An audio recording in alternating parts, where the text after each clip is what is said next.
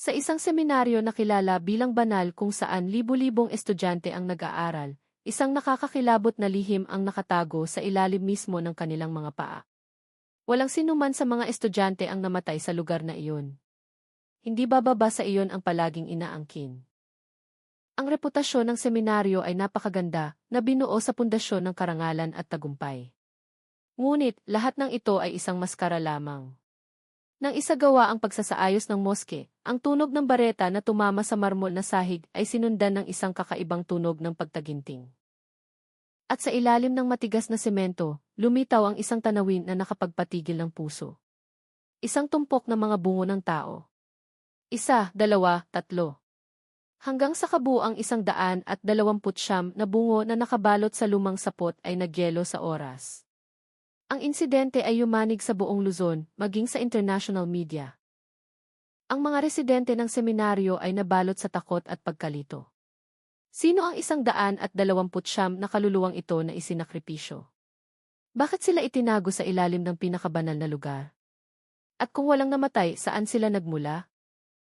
Ang sagot sa misteryong ito ay hindi lamang magbubunyag ng krimen, kundi sisira rin sa pananampalataya na matagal ng pinanghahawakan. Assalamualaikum warahmatullahi wabarakatuh.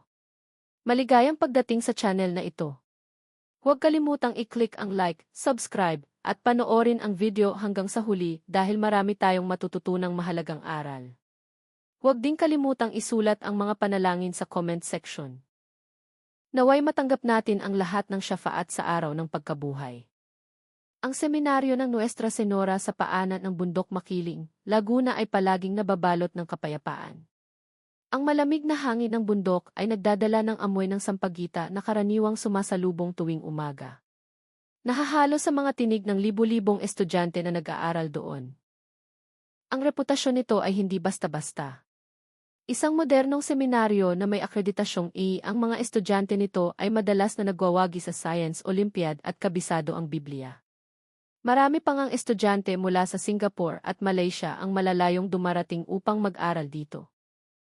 Ang seminaryo na ito ay ang ipinagmamalaki ng baryo, isang parola ng karunungan na sumisikat ng maliwanag. Noong umagang iyon, ang kapayapaan na tumagal ng ilang dekada ay nabasag. Hindi dahil sa away ng mga estudyante o mahalagang anunsyo, kundi dahil sa maingay na tunog ng mga martilyo na tumatama. Nagsimula na ang proyekto ng pagsasaayos ng Great Chapel na sentro ng mga aktibidad ng seminaryo. Abala ang mga manggagawa sa pagtanggal ng lumang marmol na sahig. Kabilang sa kanila si Mang Tonyo, isang manggagawa na may ilang dekada ng karanasan. Sanay na siya sa tunog ng basag na semento, ngunit ang tunog na narinig niya ngayon ay iba. Ang pagtama nito ay tila masiksik. Para bang mayroong isang bagay sa ilalim ng sahig na hindi lamang semento. Ang kuryosidad ang nagtulak sa kanya upang maghukay ng mas malalim, binasag ang mas makapal na layer ng semento kaysa karaniwan. Nang tumagos ang kanyang pait sa huling layer, isang bilog na bagay na kulay dilaw ang lumitaw sa ibabaw. Lininis niya ang alikabok at ang kanyang puso ay tila huminto. Ito ay isang bungo ng tao. Nanginginig ang kanyang katawan. Sinubukan niyang kumbinsihin ang kanyang sarili na ito ay maaaring bungo ng hayop na nakalibing, ngunit alam niyang imposible iyon. Ang hugis nito, ang walang laman na hukay ng mata at ang nakakatakot na ngiti ng mga ngipin na buo pa ay isang hindi mapagkakamali ang larawan. Nanginginig ang mga kamay, tinawag niya ang foreman. Nagsimulang magtipon ang isang maliit na pulutong. Ang foreman na noong una ay inakala itong isang biro, ay biglang namutla nang makita ang natuklasan. Agad niyang tinawagan ang pari ng seminaryo, si Padre Santiago, ang karismatikong leader ay dumating na may tensyonadong mukha. Ang kanyang mga mata na karaniwang nagpapahayag ng pagmamahal ay puno ngayon ng takot. Ang utos ay ibinaba, maghukay ng mas malalim. Isang tensyonadong kapaligiran ang bumalot sa lugar ng kapilya. Bawat pagtama ng martilyo ay parang mabilis na tibok ng puso. Isa-isa, nagsimulang lumitaw ang mga katulad na bagay, mga bungo, mga buto, at mga labi ng nabubulok na damit. Lalo pang naging takot nang makita ang isang malaking tumpok. Mayroong daan-daang bungo na sadyang inihulma. Para bang bahagi sila ng pundasyon ng kapilya. Sa bawat bilang, patuloy na dumami ang numero hanggang sa umabot ng 129 na bungo. Tila huminto ang mundo sa pag-ikot. Walang estudyante na naiulat na nawawala. Walang namatay sa seminaryo na ito. Kung gayon, kanino ang 129 na kalansay na ito? Mabilis na kumalat ang balita na parang apoy. Sa loob ng ilang oras, 12-dosenang sasakyan ng pulis at forensic team ang pumuno sa bakuran ng seminaryo. May police line na inilagay para harangan ang libu-libong mausisang mamamayan. Dagsa ang mass media mula lokal hanggang internasyonal. Ang seminaryo na noong una ay simbolo ng kabutihan ay naging sentro ng isang nakakatakot na misteryo.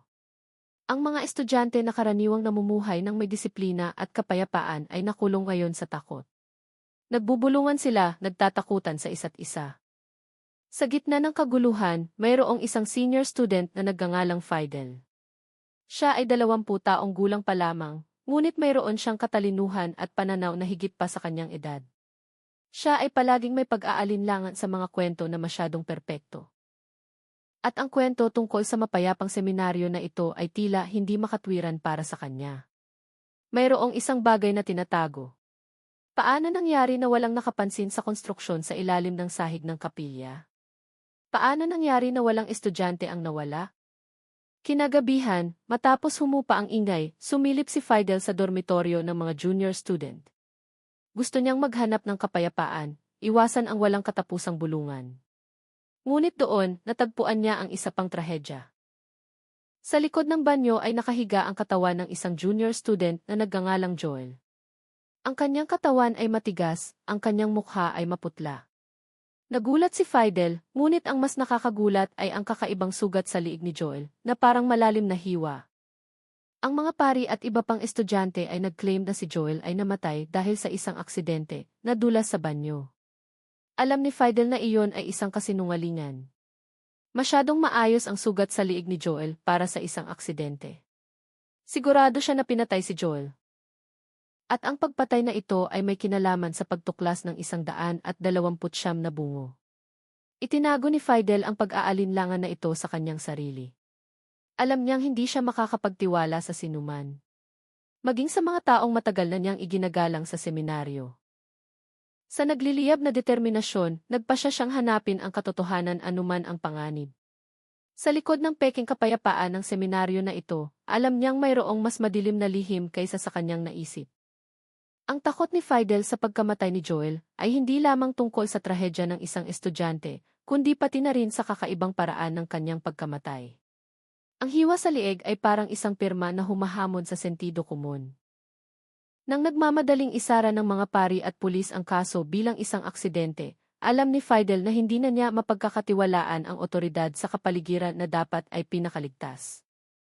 Kailangan niyang kumilos ng mag-isa, sumisilip sa pagitan ng mga anino ng kawalan ng katiyakan na ngayon ay bumabalot sa seminaryo. Ang kanyang unang investigasyon ay nagsimula sa pinaka-hindi pinupuntahan na lugar, ang Lumang Silid Aklatan.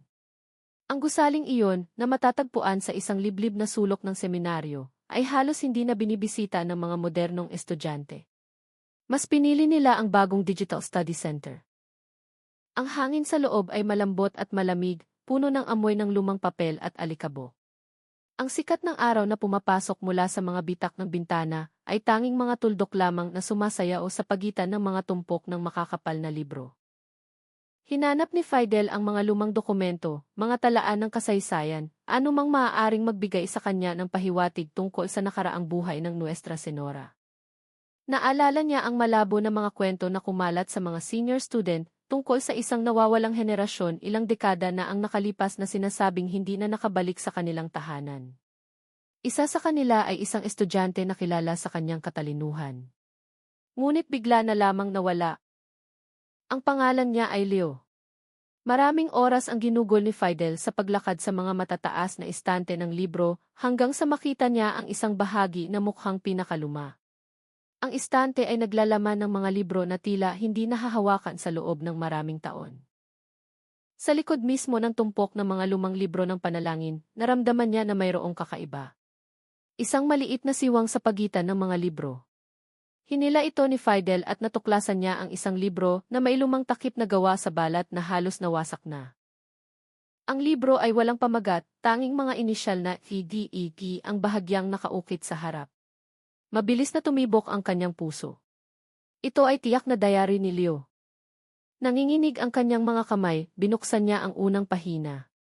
Ang maayos at regular na sulat kamay ay nagsasalaysay ng pang-araw-araw na buhay sa seminaryo. Ngunit habang mas malayo siya sa pagbabasa, lalong nagbabago ang nilalaman ng libro. Ang sulat ay naging mas nagpapanik at hindi maayos. Sinimulan ni Leo na magsulat tungkol sa kakaibang espesyal na pagsasanay na tanging ilang piling estudyante lamang ang sumali. Itinala niya ang tungkol sa mga lihim na pagpupulong sa gabi. Tungkol sa mga taong nakasuot ng balabal na nangunguna sa mga di pangkaraniwang ritual. Nabasa ni Fidel ang mga paglalarawan na nagpatindig sa kanyang balahibo. Mga ritual na kinasasangkutan ng mga handog at pagbubuklod ng kaluluwa. Mayroong ilang pahina na may itim na tinta na nakakalat. Tila mayroong isang tao na sumusubok na itago ang nilalaman nito.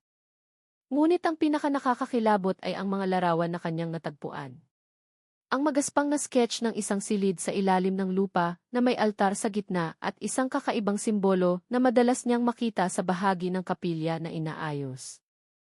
Ang huling pahina ng diary ay naglalaman lamang ng dalawang pangungusap na isinulat ng nagmamadali. Sila ay dumating. Alam ko kung ano ang gusto nila. Isang aura ng labis na takot.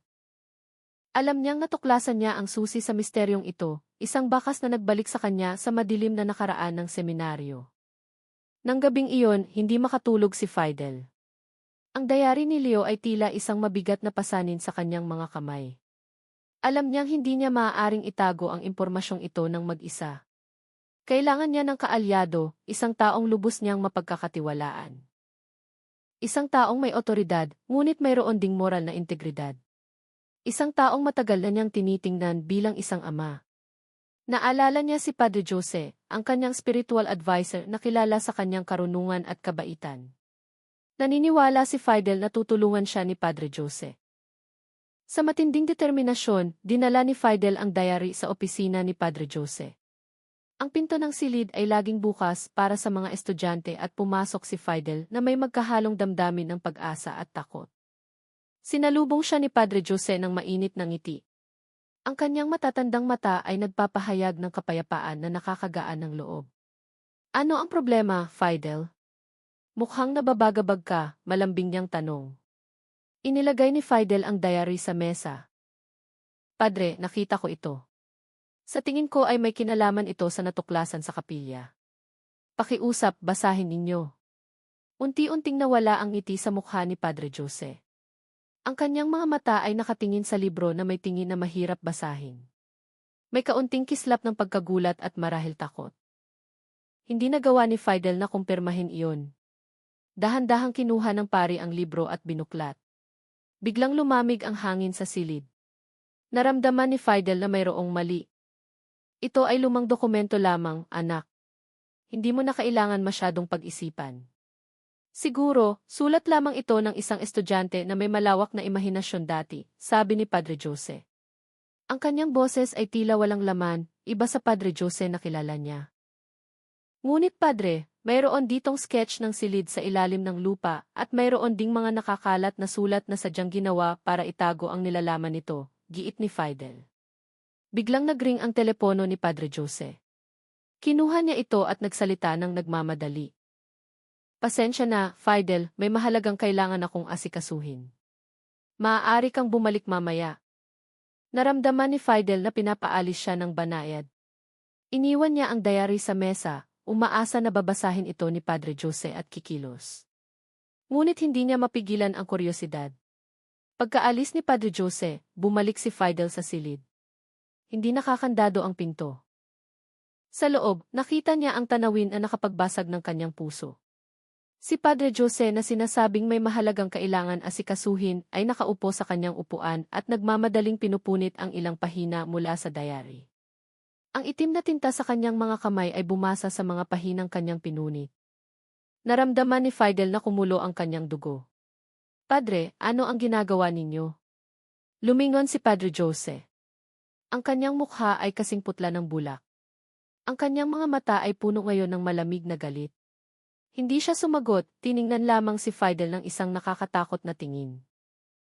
Nakita ni Fidel sa likod ng matalinong figura na kanyang kilala ang isang nakakatakot na kadiliman. Hindi ka dapat nakikialam, Fidel, bulong ni Padre Jose. Ang kanyang boses ay kasing baba ng labaha. Hindi ito ang iyong problema. Kalimutan mo ang lahat ng iyong nakita. Kalimutan mo ang librong ito. Kalimutan mo si Joel. Mas magiging tahimik ang iyong buhay.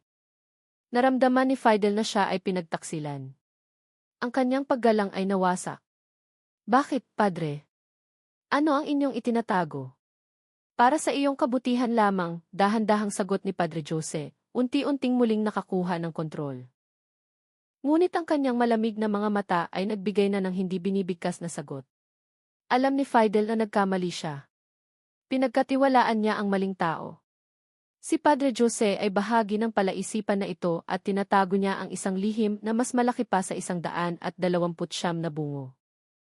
Kinuha ni Fidel ang diary at umalis, naiwan siyang walang laman at may matinding takot.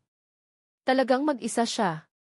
Ang kanyang kaaway ay hindi lamang sa labas, kundi pati na rin sa loob, sa lugar na dapat ay kanyang tahanan. Ang pagtataksil ni Padre Jose ay nagpatingin kay Fidel na wala nang ligtas na lugar sa seminaryo. Ngayon, siya ang mga ngaso na pinaghihinalaan.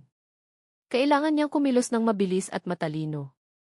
Bumalik si Fidel sa kanyang silid, nilock ang pinto, at inilabas ang diary ni Leo. Sinuri niya ang bawat natitirang pahina, naghahanap ng mga detalye na maaaring nakaligtaan. Napansin niya ang kakaibang simbolo na paulit-ulit na iginuhit sa libro. Iyon ang parehong simbolo na nakita niya sa sahig ng kapilya. At naalala rin niya na nakita niya ito na nakaukit sa isang kahoy na pinto sa ilalim ng lupa ni Padre Santiago. Ang pinto ay laging nakakandado at hindi kailanman pinapayagan na pasukan ng mga estudyante. Sigurado si Fidel na ang sagot sa lahat ng misteryong ito ay nasa loob ng silid na iyon. Ngunit hindi siya madaling makapasok. Ang silid ay nasa ilalim ng mahigpit na pagbabantay at ang pari ay laging malapit. Kailangan niya ng plano, isang pagpapalit na magbibigay sa kanya ng oras para makalusot. Nang gabing iyon, habang ang lahat ng estudyante ay nagdarasal ng tahajud, nagpasya si Fidel na kumilos.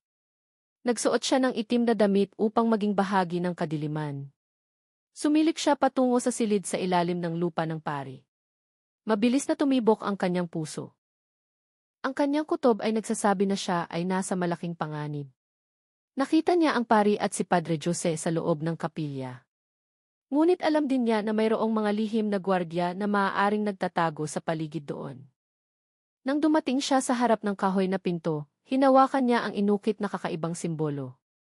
Malamig at magaspang. Inilabas ni Fidel ang isang simpleng lockpick na lihim niyang binili mula sa black market ilang buwan na ang nakalipas bilang paghahanda. Inilagay niya ito sa butas ng susyan. Nanginginig ang kanyang mga kamay, pinapawisan. Narinig ang isang maliit na tunog ng pag-click at bumukas ang pinto. Lalong huminga ng malalim si Fidel, sumilip sa loob. Sa loob ng silid ay madilim, may amoy at may kakaibang amoy. Halo-halo ang insenso at isang bagay na nabubulok. Binuksan ni Fidel ang kanyang maliit na flashlight. Ang ilaw nito ay sumakop sa buong silid. Nakita niya ang isang malaking altar na bato sa gitna at sa paligid nito ay may mga istante na puno ng mga pergamino at mga bote na naglalaman ng kakaibang likido. Sa dingding ay may mga lumang painting na naglalarawan ng nakakatakot na mga ritual ng sakripisyo. Nakita ni Fidel ang painting ng isang lalaking nakasuot ng balabal na maihawak na kutsilyo sa ibabaw ng isang altar na may mga figura na walang mukha na nakapalibot sa kanya. Naramdaman niya ang pagkahilo. Hindi na ito tungkol sa karaniwang kaso ng pagpatay, kundi isang sekta. Natagpuan niya ang isang lumang kahoy na bowl sa sulok ng silid. Binuksan ito ni Fidel at sa loob ay natagpuan niya ang mga dokumento na matagal na niyang hinahanap. Iyon ang mga lumang archive ng seminaryo na nagtatala ng mga pangalan ng mga estudyante na biglang nawala. Mayroong listahan ng 129 na kumpletong pangalan na may mga petsa ng paglilinis at pagbubuklod ng kaluluwa. Natagpuan din ni Fidel ang mga litrato ng mga estudyante na nakangiti, mga inosenteng mukha na alam niyang biktima na ngayon. Sa ilalim ng isa sa mga litrato, nakita niya ang pangalang Leo at sa tabi nito ay ang pangalang Joel. Naramdaman ni Fidel na umiikot ang kanyang ulo. Hindi si Joel ang unang biktima. Siya ang huling biktima, ang tagapagbuklod na nagkumpleto ng ritual. Biglang may narinig na tunog ng mga yabag mula sa labas.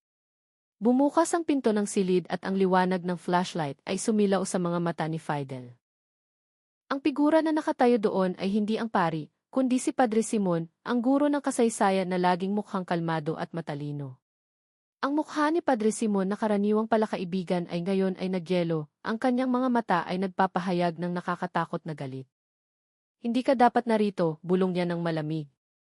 Alam ni Fidel na siya ay nahuli. Hindi sumigaw si Padre Simon o tumawag ng tulong. Isinara lamang niya ang pinto sa kanyang likod at nilock ito. Sa loob ng madilim na silid, naramdaman ni Fidel na parang isang daga na nakulong sa bitag. Alam naming hinahanap mo, sabi ni Padre Simon. Ang kanyang boses ay ngayon ay parang ahas na sumasakit. Palagi ka naming binabantayan. Alam naming hinahanap mo si Joel at ang nasa ilalim ng kapilya.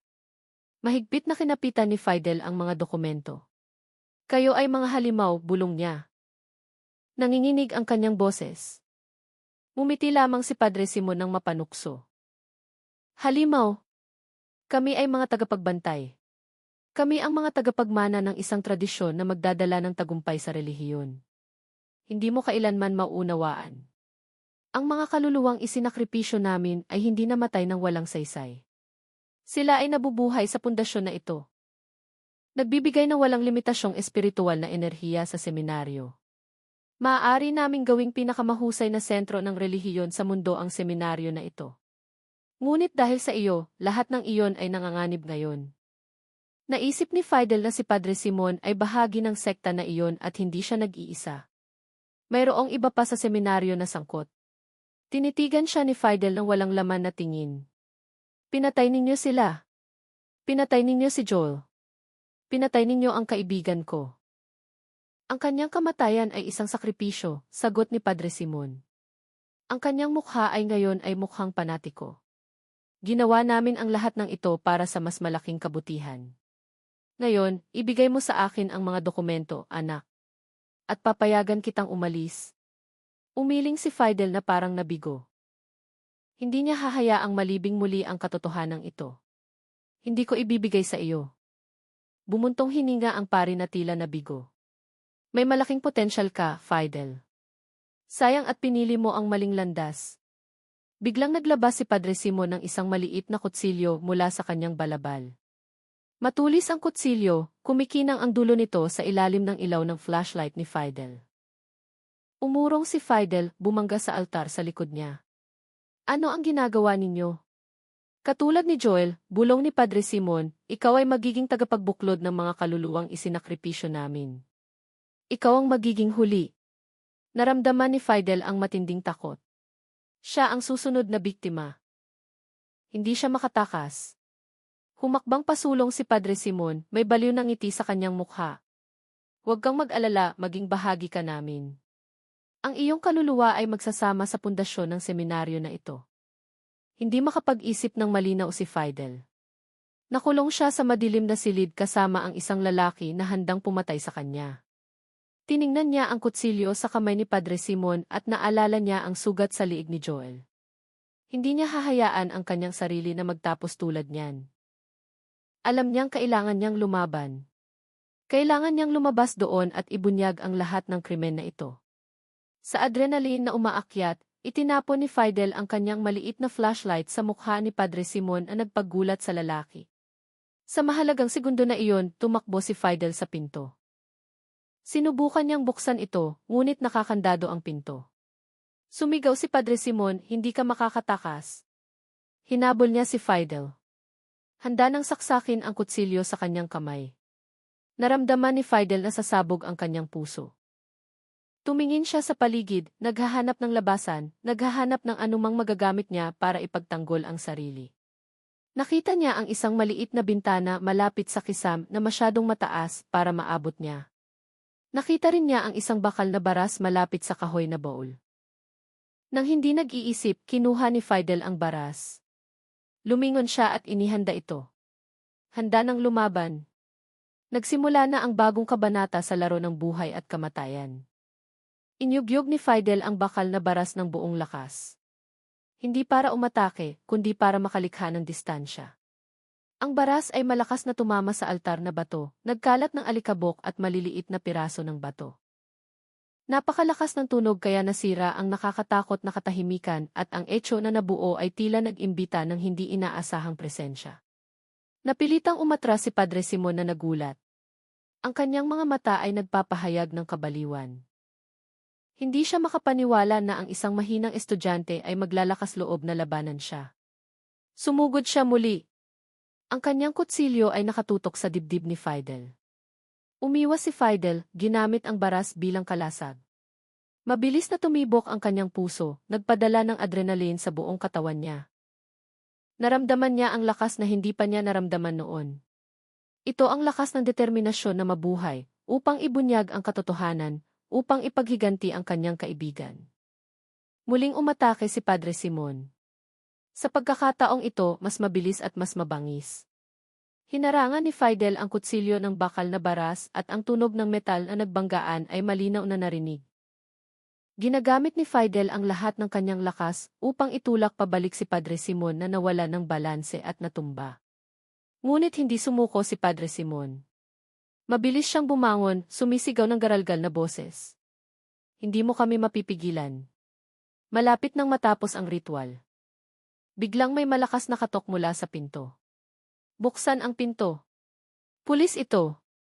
Parehong nagulat si Fidel at Padre Simon.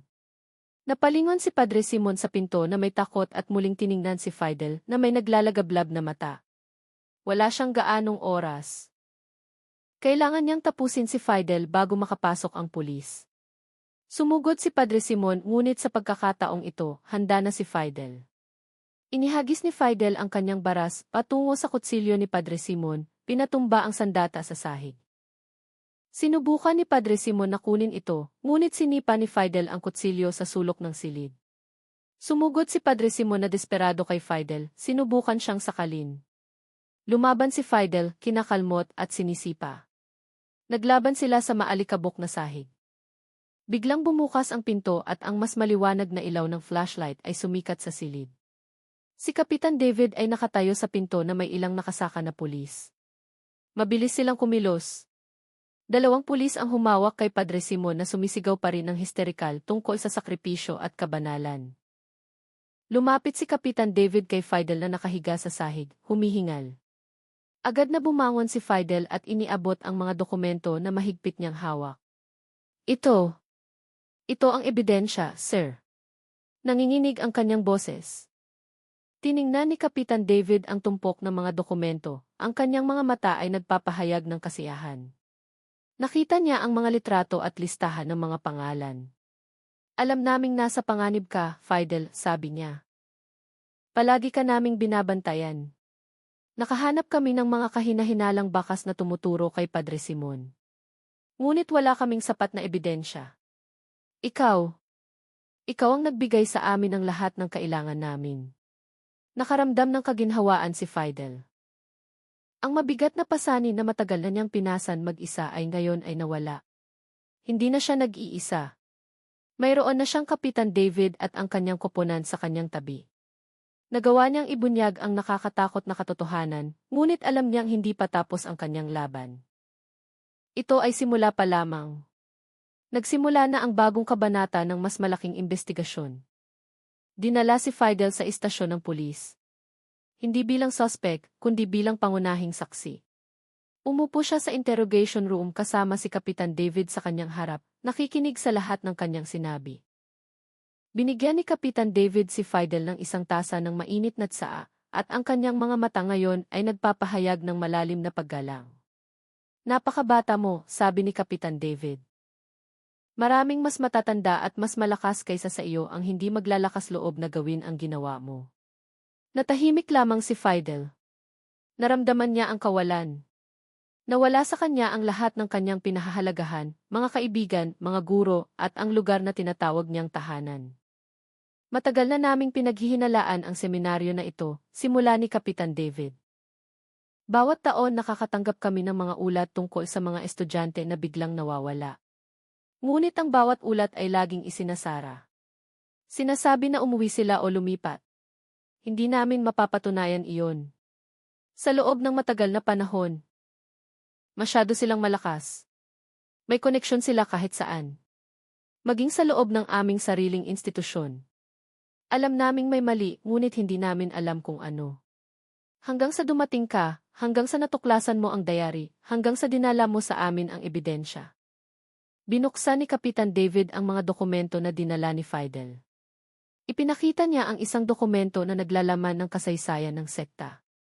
Nakita ni Fidel ang pangalan ni Padre Santiago at Padre Jose sa tuktok ng pyramid, sinundan ni Padre Simon at ilang iba pang pangalan na hindi niya kilala.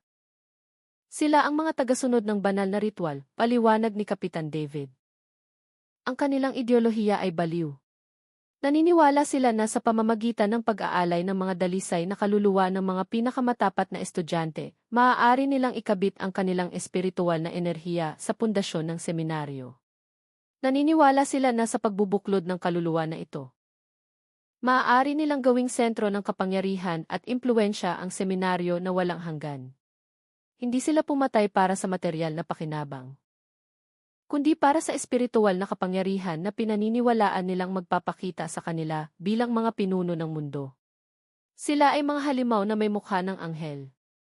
Nakikinig si Fidel na nakayuko ang ulo. Hindi niya maiisip kung paano nagawa ng mga taong matagal na niyang iginagalang ang gayong kasuklam-suklam na bagay. Nakita niya ang pangalang Joel at Leo sa listahan. Tumulo ang kanyang luha. Hindi sila namatay ng walang saysay. Sila ang mga biktima ng isang nakakatakot na ritual. Para sa makasariling interes ng isang grupo ng mga tao na bulag sa kapangyarihan. Nalaman din ni Fidel na ang 129 na nawawalang estudyante ay hindi mga estudyante mula sa ibang bansa, kundi mga ulila o mga anak ng napakahirap na pamilya mula sa malalayong baryo. Sila ang mga taong walang sinuman na maaaring maghanap kung sakaling mawala sila. Ngunit bakit si Joel? Tanong ni Fidel. Ang kanyang boses ay garalgal. Nakita namin ang isa pang diary na kay Joel, sagot ni Kapitan David. Nalaman niya ang tungkol sa ritual mula kay Padre Simon. Si Joel, na isang napakatapat na estudyante, ay hindi matanggap ang ideyang iyon. Sinubukan niyang tumakas, ngunit nahuli siya. Isinakripisyo nila si Joel upang kumpletuhin ang 129 na kaluluwa. Siya ang huling biktima. Naramdaman ni Fidel na umiikot ang kanyang ulo. Siya ang maswerteng tao. Siya ang tao na nakatuklas ng katotohanan na matagal nang nakalibing. Siya ang tao na nakalabas mula sa kadiliman. Ngunit naramdaman din niya ang kawalan. Nawala sa kanya ang lahat, ngunit nanalo rin siya sa lahat. Nanalo siya sa katotohanan. Ngayon, nahaharap si Fidel sa mapait na katotohanan na kailangan niyang labanan si Padre Santiago. Ang figura na matagal na niyang itinuring na kanyang spiritual father. Ang lalaki na kanyang iginagalang, na kanyang minamahal. Tinapik ni Kapitan David ang kanyang balikat. Hindi pa tapos ang ating laban, Fidel. Kailangan nating hanapin ang pari at ibunyag ang buong network na ito. Masyado silang mapanganib para hayaan. Tiningnan ni Fidel si Kapitan David at tumango. Hindi na siya natatakot. Puno na siya ngayon ng matinding determinasyon. Alam niyang kailangan niyang gawin ang nararapat. Para kay Joel, para kay Leo, at para sa 129 na inosenteng kaluluwa. Sa ilalim ng madilim na langit, si Fidel at Kapitan David, kasama ang kanilang koponan, ay bumalik sa seminaryo. Sa pagkakataong ito, dumating sila na may warrant sa paghahanap at karagdagang forensic team. Natagpuan nila ang seminaryo sa gulo. Kumalat na ang balita tungkol sa pag-aresto kay Padre Simon na nagdulot ng malawakang takot. Nagbubulungan ang mga estudyante, ang kanilang mga mukha ay puno ng takot at pagkalito. Ang kanilang pangunahing layunin ay si Padre Santiago. Direktang pumunta si Fidel at Kapitan David sa opisina ng pari. Bumukas ang pinto at nakita nila ang pari na nakaupo sa kanyang upuan na may mukha na tila pagod ngunit kalmado. Sa harap niya ay may isang maliit na bag na tila naghahanda siyang umalis. Sa tabi niya, nakatayo si Padre Jose na may maputlang mukha. Ang kanyang mga mata ay nakatingin ng matalim kay Fidel. Padre, arestado kayo, sabi ni Kapitan David sa matatag na boses. Ngumiti lamang si Padre Santiago. Para saan? Wala akong ginawa. Ako ang biktima ng lahat ng ito. Mayroon kaming ebidensya, sagot ni Kapitan David. Alam namin kayo ang pinuno ng banal na ritual na sekta na ito. Mayroon kaming mga pangalan ng mga estudyante na inyong isinakripisyo. Mayroon kaming pag-amin mula kay Padre Simon. Ang mukha ni Padre Santiago ay walang ipinakitang emosyon. Tiningnan lamang niya si Fidel. Anak ko, bulong niya, nakagawa ka ng malaking pagkakamali. Sinira mo ang iyong sariling kapalaran. Naramdaman ni Fidel ang matinding galit. Sinira ninyo ang buhay ko, Padre. Pinatay ninyo si Joel. Pinapatay ninyo ang mga inosenteng estudyante. Sinira ninyo ang seminaryo na ito. Tumawa ng mahina si Padre Santiago. Ang tunog ng kanyang tawa ay parang basag na salamin. Nasira ang seminaryo na ito dahil sa iyong kamangmangan, Fidel. Malapit nang matapos ang ritual. Malapit ko nang maabot ang aking layunin. Magiging ako ang pinakamakapangyarihang pari sa mundo. Babaguhin ko ang mundo. Ngunit ikaw, pinigilan mo ang lahat. Biglang naghagis si Padre Santiago ng alikabok sa mukha ni Kapitan David. Sa isang iglap, nawala siya. Nagpanik ang pulis, hinahanap kung saan nawala ang pari. Nagkatinginan si Fidel at Kapitan David na nagtataka. Alam ni Fidel na kailangan niyang sundan ang pari. Sigurado siya na pupunta ang pari sa pinakabanal na lugar, ang lugar kung saan dapat tapusin ang kanyang ritual. Tumingin siya kay Kapitan David. Pupunta siya sa silid sa ilalim ng lupa, sir. Tumakbo si Fidel at Kapitan David patungo sa silid sa ilalim ng lupa, dumaan sa madilim at mahalumigmig na mga pasilyo. Sa loob, nakita nila si Padre Santiago na nakatayo sa harap ng altar na may banal na kutsilyo sa kanyang mga kamay. Hindi na siya nakasuot ng kanyang balabal, ngunit nakasuot siya ng itim na damit na katulad ng iginuhit sa diary ni Leo. Ang kanyang mga mata ay nagpapahayag ng nakakatakot na pulang ilaw. Hindi na siya tao.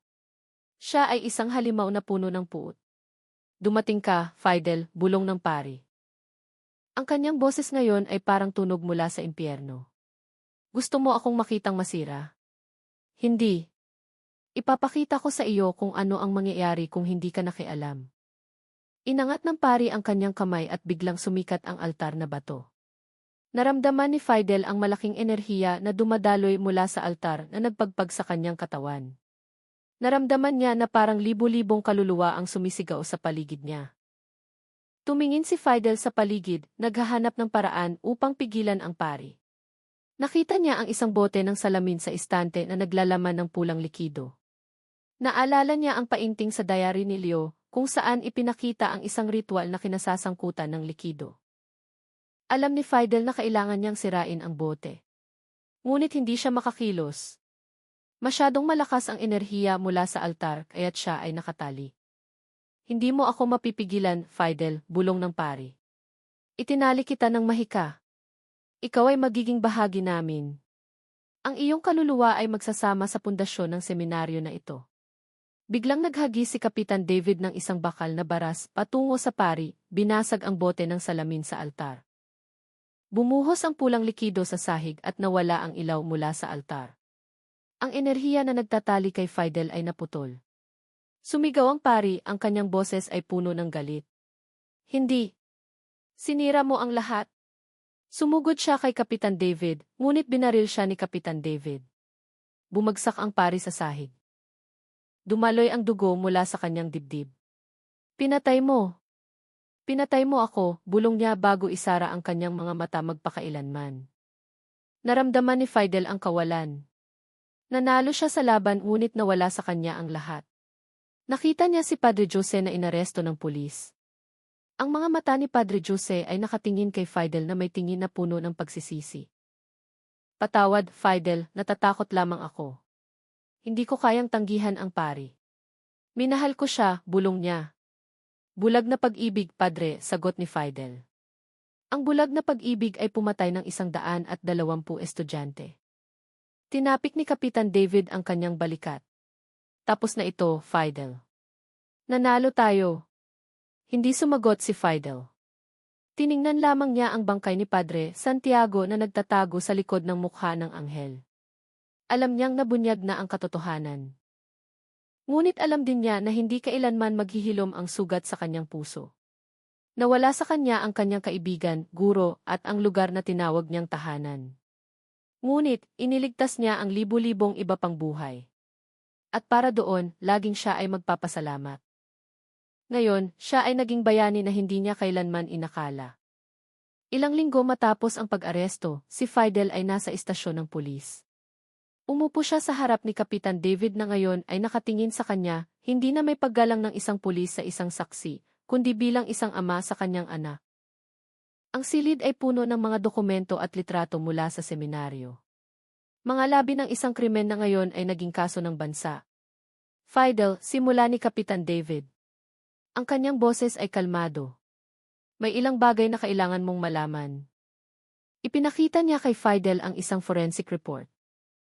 Ang lahat ng mahika na naramdaman mo, ang alikabok na inihagis ng pari, ang enerhiya na nagtatali sa iyo. Lahat ng iyon ay panlilinlang. Ang alikabok ay pinaghalong sili at kemikal na nagdudulot ng matinding iritasyon sa mata. Ang enerhiya na naramdaman mo ay isang epektong psikolohikal. Ang pari ay isang master hypnotist. Ginamit niya ang ilusyon, suhestyon, at ang kanyang karismatikong personalidad upang kontrolin ang kanyang mga tagasunod at mga biktima. Natahimik si Fidel, iniisip ang impormasyong iyon. Naramdaman niya ang kanyang sarili na bobo, ngunit nakaramdam din ng kaginhawaan. Kaginhawaan dahil hindi niya nilabanan ang supernatural na kapangyarihan, kundi ang mga maruming trick lamang ng tao. Kaginhawaan dahil kaya niyang talunin ang pari sa sarili niyang lakas, hindi sa mga himala. Kung gayon, paano ang mga estudyante mula sa Singapore at Malaysia? Tanong ni Fidel. Huminga ng malalim si Kapitan David. Nakita namin ang nakakagulat na ebidensya. Ang seminaryo na ito ay isa lamang sa maraming sentro na mayroon sila. Napakalaki at organisado ang kanilang network. Nagre-recruit sila ng mga bata mula sa mayayamang pamilya sa Timog Silangang Asya at humihingi ng malaking donasyon bilang kondisyon para sa eksklusibong espiritual na pagsasanay. Ang ilan sa mga estudyante na ito ay ibinebenta nila sa International Human Trafficking Network. Ang iba naman ay ginagawa nilang tapat na tagasunod tulad ni na Padre Simon at Padre Jose. Ginamit nila ang relihiyon bilang pananggalang upang takpan ang kanilang mga krimen. Naramdaman ni Fidel ang pagduduwal. Ang mundo na kanyang kilala ay gumuho sa harap ng kanyang mga mata. Ang seminaryo na kanyang minahal ay pugad ng krimen. Ang aral na kanyang sinunod ay isang pagkukunwari para sa panluloko. Ang pari na kanyang iginagalang ay isang kriminal. Naramdaman niya ang kawalan na parang isang libro na nawalan ng lahat ng pahina nito. Tiningnan siya ni Kapitan David na may pag-aalala. Alam naming mahirap ito, Fidel.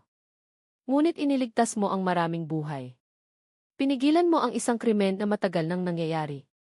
Tumango lamang si Fidel. Hindi na niya nakikita ang kanyang sarili bilang isang bayani. Nakikita lang niya ang kanyang sarili bilang isang estudyante na nawalan ng lahat.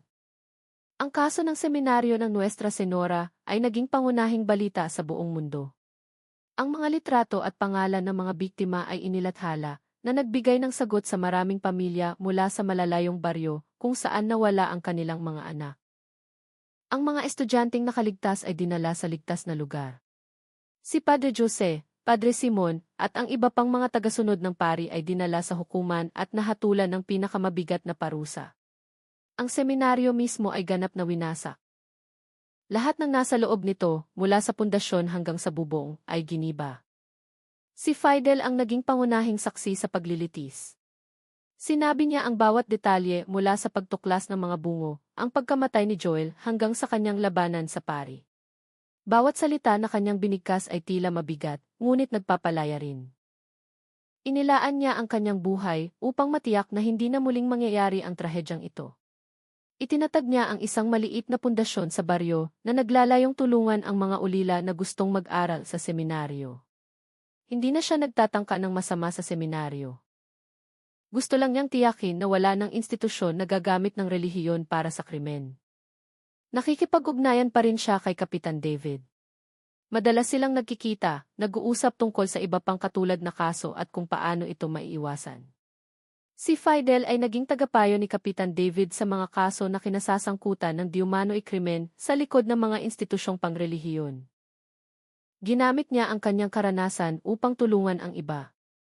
Sa isang maliwanag na hapon, si Fidel ay nakatayo sa isang maliit na burol, nakatanaw sa paglubog ng araw. Hawak niya ang isang sariwang puting rosas. Naalala niya si Joel, ang kanyang matapang na kaibigan.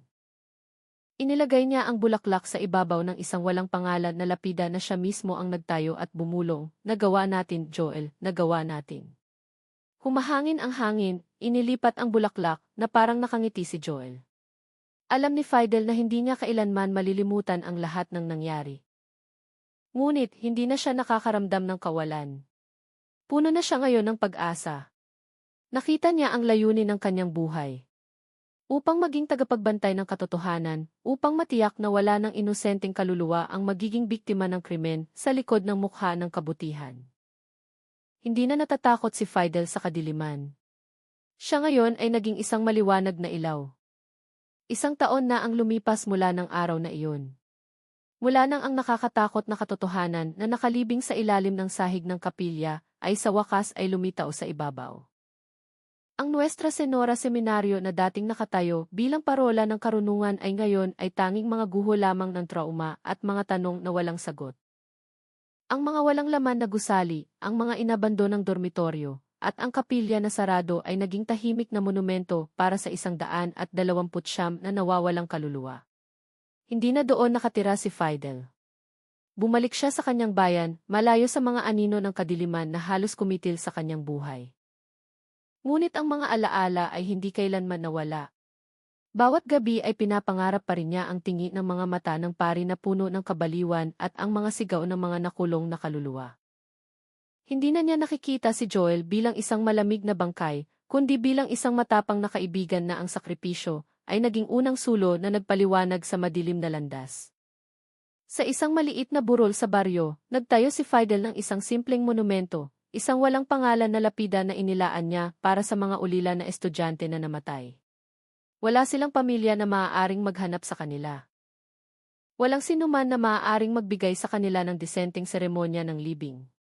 Naglagay si Fidel ng 129 na tuyong bulaklak sa paligid ng bato na naaalala ang bawat inosenteng kaluluwa.